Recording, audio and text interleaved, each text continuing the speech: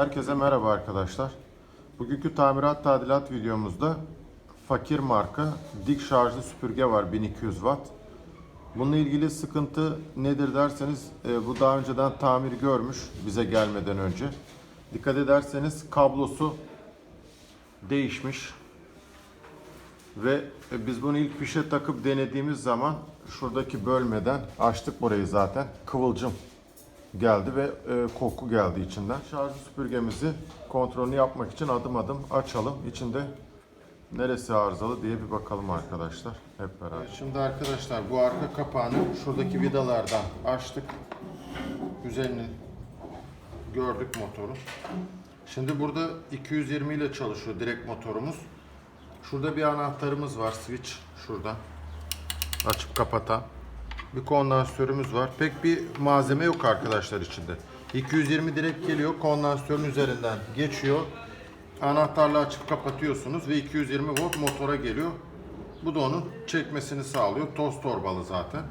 Şimdi burada ilk dikkatimizi çeken dediğimiz gibi kıvılcım çıkmıştı ilk anda. Bakın buradan gelen kırmızı kabloda sıkıntı yok. Bu zaten daha önceden tamir görmüş. Kablosu değişmiş bunun. Bayağı bir toz var. Bunu temizleyeceğiz.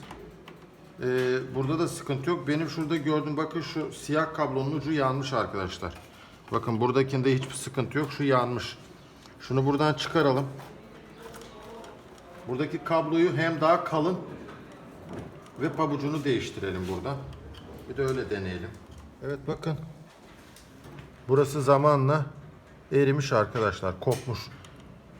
Muhtemelen temassızlığı buradan yaşadı. Şimdi ben buradan bunu söküp şuradan yeni bir tane bunun gibi daha kalın kablolarını değiştirip daha kalın güzel bir kablo koyup yeniden buraya bunun montajını yapalım. Evet bu alanı keselim şimdi. Şöyle uzatma yaparız buraya.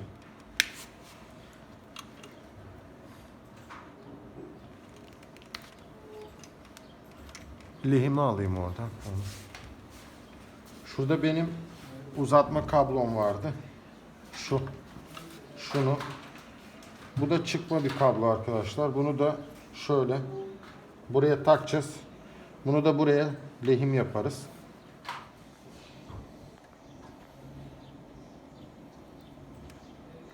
Evet. Bunun ucu yanmıştı arkadaşlar. Hasarlıydı. Burayı yine böyle ek yaptık. Değiştirdik kabloyu. Şuraya da bir lehim yapalım. Ucunu ters çevir onun. Ters şey. Çıkartıp ters çıkar. Tamam. Kabloyu tutalım buradan.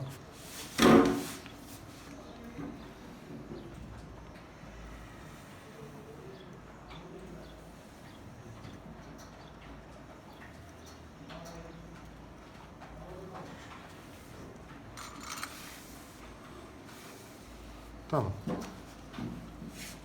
Şimdi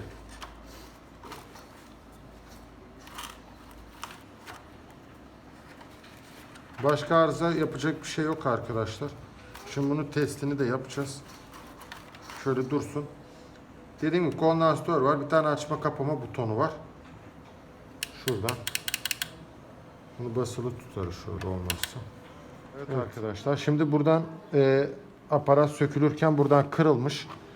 Bunu da yerine parçalarını böyle tutkalla hızlı yapıştırıcıyla yerine yapıştıralım. Siz de bunu böyle tamir edebilirsiniz. Şöyle yeri hazır zaten. Kırıldığı yer belli. Şöyle bakın.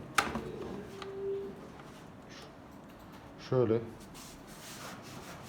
tutayım şunu.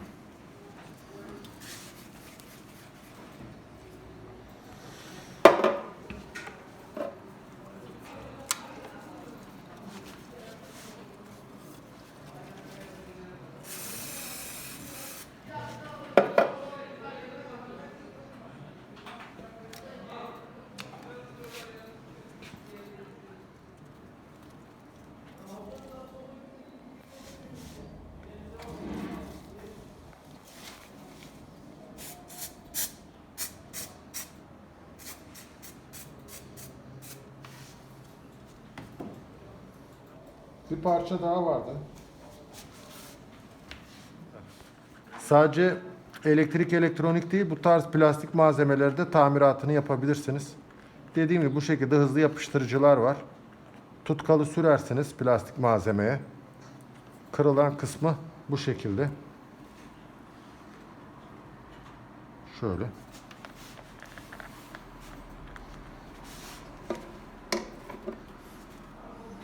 Buradaki parçayı yapıştırdık. Şimdi yanına da diğer kırılan parça. Şöyle bakın.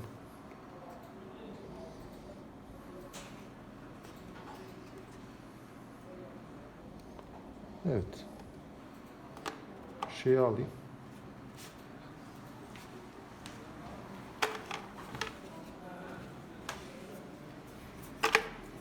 Şurayı sıkmaya çalışıyorum da. Versin. Buradaki malzemeyi de yapıştırdık. Evet. Böyle biraz kurumaya bırakalım. Şimdi şurada küçük bir parça var arkadaşlar. Bunu da bulup yapıştıralım.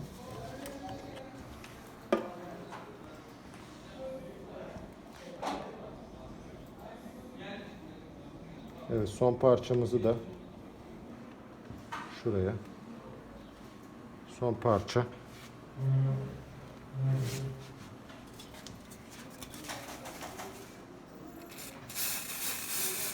Evet. Bakın arkadaşlar. Tüm parçaları bu şekilde yaptık. Bunu da zımparayla buraları düzeltebilirsiniz sonra da. Şu an için gerek yok. Donsun. Daha sonra zımparayla düzeltme, hafif de boyama yapabilirsiniz. Yani estetik gözükmesini istiyorsanız. En azından kırılan parçaları böyle yaptık. Motorun ucundaki siyah olan kablosu yanmıştı, kopmuştu. Onun tamirini yaptık. Şimdi bir toparlayalım, çalıştıralım. Şimdi arkadaşlar, buradaki kırmızı hiçbir sıkıntı yok. Siyah kablo buradan yanmıştı, kopmuştu. Onu kestim buradan. Bir tane ek yaptım buraya. Yani buradan değiştirmedim. Dar bir alandı. Bunu bu şekilde buraya sabitleriz. Şöyle. Şunun içine sabitleriz anahtarın altına. Şu an için motorumuzu testini yapacağız. Kapatalım.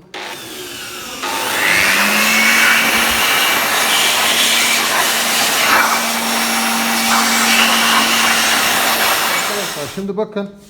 Özet geçmek gerekirse bunu ilk takıldığı zaman bu daha önceden dediğim gibi tamir görmüş. İlk takıldığında kıvılcım yaptı motorun. Buradaki şu siyah kablo buradan şöyle zamanla erimiş, kopmuş. Biz bunu ek yaptık. Yani sağlam bir kabloyla kestik arızalı olan kısmı ek yaptık. Motor çalışıyor. İç temizliğini yaptık. Ondan sonra şunu kırılmış daha önceden şurayı kırmışlar. Bunu yapıştırdık parçalarını sağlam bir şekilde yapıştırıcıyla. Şu an genel temizliğini yaptık. Tamiratını yaptık. Şimdi kapatalım. Üst kapağını getiriyoruz.